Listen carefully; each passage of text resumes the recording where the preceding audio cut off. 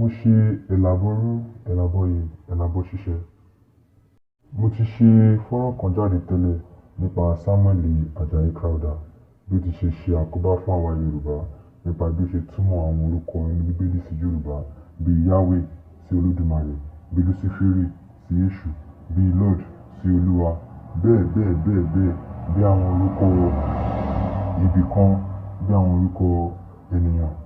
Ní báyìí àwọn orúkọ kan wà tí ó yẹ ká máa béèrè wa wípé ṣé wọ́n ní oríkì ní Yorùbá àti pé kí tí wá ní ìtumọ̀ wọn. Àwọn orúkọ náà ni bíi Abrahamu, bíi Pétérù, bíi Abinadabu, bíi Jọ́dánì àti bẹ́ẹ̀ bẹ́ẹ̀ lọ. Àwọn ìwé Bíbélì tí a fi ṣe ètò yìí wọ́n pọ̀ ṣùgbọ́n a ó mú wọn ní ọ̀kọ̀ọ̀kan ìjèjì. Àwọn ìwé Bíbélì tí a ti kó jọ yìí ni a fẹ́ lò lòdì sí ìwé Rómánì orí 12 ẹsẹ̀ 1, èyí tí àwọn Kìrìsìtẹ́nì tí wọ́n fi ń sọ wípé ohun tí Tọ́pẹ́ Àlàbí kọ Aboru Aboye wípé ó tọ́ ó sì yẹ. Ẹ máa bá wa ká lọ.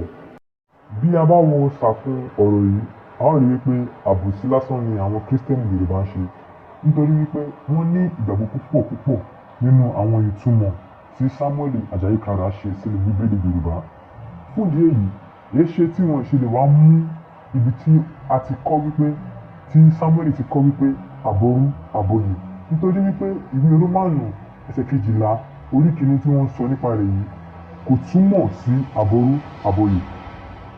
Nítorí wípé ká ní pé Samuel Ajayi Crowther ó mọ̀ wípé ohun tó túmọ̀ sí ní Aboru Aboye èé ṣe tí kò ṣe wá fi kọ́ sílẹ̀ pé Aboru Aboye nítorí pé ó mọ̀ wípé àwọn aláwo ni Aboru Aboye.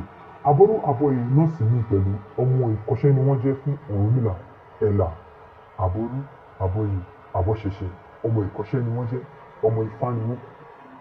Ìdí nìyí nítorí pé wọ́n sì mọ iṣẹ́ wọn dójú àmì nítorí pé tí bàbá Ọ̀rúnmìlà bá sí nílé wọ́n gbéṣẹ́ yẹn lárugẹ. Ìdí nìyẹn tí Ọ̀rúnmìlà fi sọ wọ́n di ẹni àgbékẹ́ fún àwọn onífá.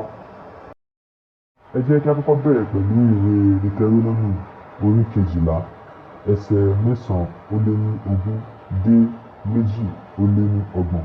Níbẹ̀ ni a ti rí wípé Yahweh ó pàṣẹ láti ẹnu Mósè fún àwọn ọmọ Ísírẹ́lì wípé ilẹ̀ tí òun mú wọn lọ èyí tí wọ́n máa jagun gbà kí wọ́n má ṣe ṣe gẹ́gẹ́ bí àwọn èèyàn tí wọ́n bá lórí ilẹ̀ náà nígbà tí ọkàn wọn bá ti balẹ̀ lórí ilẹ̀ náà tán nípa sísin nípa lílo ohun ọ̀nà táwọn ènìyàn náà fi ń sin Ọlọ́run tiwọn.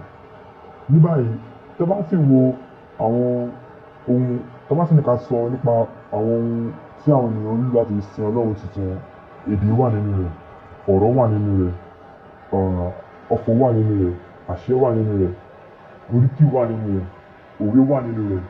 Fún ìdí èyí ní ìkẹyìn Deuteronomy yìí ni a ti rí wípé Yahweh sọ wípé kí wọ́n má ṣe ṣe àfikún sí òfin òun kí wọ́n má ṣe ṣe àyọkúrò. Ǹjẹ́ Tọ́pẹ́ Àlàbí ò ti ṣe àfikún sí àṣẹ Yahweh báyìí? Ẹ jẹ́ kí a gbé ìwé Matthew orí 15 láti ẹsẹ̀ 1 wọ ẹsẹ̀ 11. Níbẹ̀ ni a ti rí wípé Jésù ló ń sọ̀rọ̀ níbẹ̀. Ó sì ń sọ̀rọ̀ nípa bí àwọn aláṣẹ ilẹ̀ ti ṣe gbé ohun tí wọ́n dìran ga ju òfin tí God ti pa lọ. Jẹ́ kí a gbé ẹsẹ̀ 9 tí a fẹ́ lò níbẹ̀ jáde ní èyí tí ó sọ wípé ṣùgbọ́n lásán ni wọ́n ń tẹríba fún mi, wọ́n fi òfin ènìyàn kọ́ni fún ẹ̀kọ́. Ní báyìí òfin tí Ọ̀rúnmìlà ti fi kalẹ̀ fún àwọn onífá òun ni pé kí wọ́n máa ṣe Aboru Aboye àbọ̀ṣẹ̀ṣẹ̀.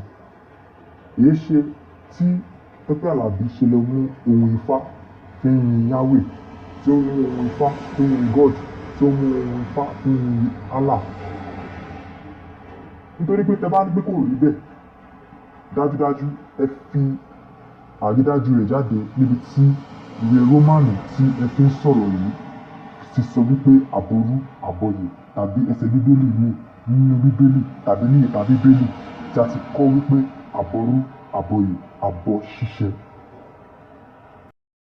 Ẹ jẹ́ kí a ka ìwé Máàkù orí 7 yìí bí a bá sì kà á ó rí wípé ó fi ara pé ìtàn tó wà nínú ìwé Matthew tí a ṣe kà tán, ṣùgbọ́n mo kàn fẹ́ ṣe àlàyé sí lórí rẹ̀ ní ìdí náà ni tí mo ṣe mú ìwé Máàkù yìí papọ̀ mọ́ ìwé Matthew.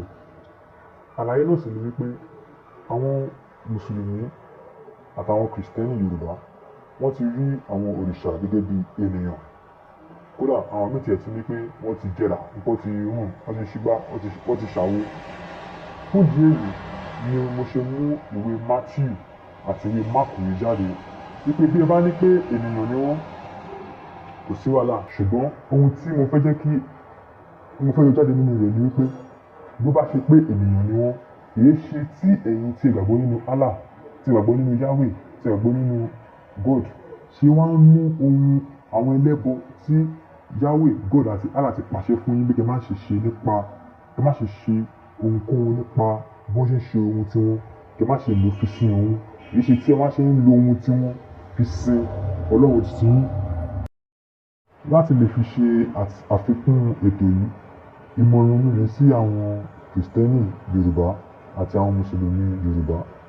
Ìmọ̀ràn náà sì ni wípé bí ẹ bá ń sọ wípé àwọn kan ẹlẹ́bọ, àwọn kan wọn ò mọ Ọlọ́run Olódùmarè, wípé àwọn òrìṣà ni wọ́n mọ̀ tí wọ́n sì ti fi òrìṣà rọ́pò Ọlọ́run Olódùmarè, èyí tí kò sì rí bẹ́ẹ̀. Ǹjẹ́ ṣé ẹ̀yin náà wà tí ṣẹ̀bi? Nítorí wípé bí a bá ní ká gbé ní ìwọ̀n òwe, èdè, ọ̀rọ̀, àṣà, ìṣe, ewì àti oríkì tí ẹ̀ ń lò fi sin Yahweh, fi sin Allah, fi sin God, fi sin Jesus, àwọn oníṣẹ̀ṣe, àwọn ẹlẹ́bọ ni wọ́n ní. Òfin sì wà nínú Kùránì àti nínú Bíbélì wípé kí ẹ má ṣe ṣe bí àwọn ẹlẹ́bọ ṣe ń ṣe. Ǹjẹ́ ṣé ẹ jẹ̀bi ẹ̀sùn yìí báyìí? Ẹ ṣeun, ẹ kú àfetísí ètò yìí. Ó dìgbà mìíràn. Mo ṣe Aboru Aboye, Elebo ṣíṣe lẹ́ẹ̀kan sí.